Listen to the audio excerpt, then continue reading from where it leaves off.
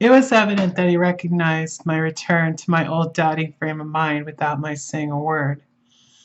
Then, turning to the other two, he said with intense gravity, I want your permission to do what I think good this night. It is, I know, much to ask. And when you know what it is I propose to do, you will know, and only then, how much. Therefore, may I ask that you promise me in the dark, so that afterwards, though you may be angry with me for a time, I must not disguise myself from the possibility that such may be.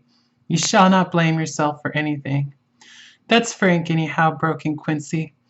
I'll answer for the professor. I don't quite see his drift, but I swear he's honest. And that's good enough for me. I thank you, sir, said Van Helsing proudly.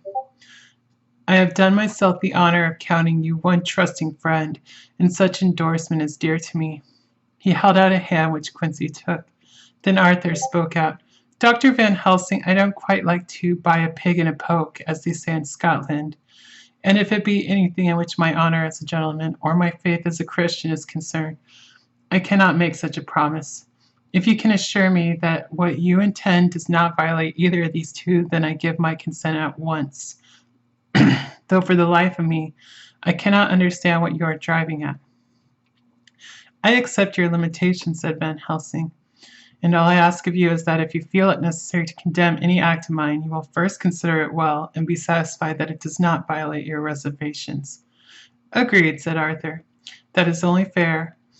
And now that the populae are over, may I ask what is it we are to do? I want you to come with me, and to come in secret to the churchyard at Kingstead. Arthur's face fell as he said in an amazed sort of way, Where poor Lucy is buried. The professor bowed.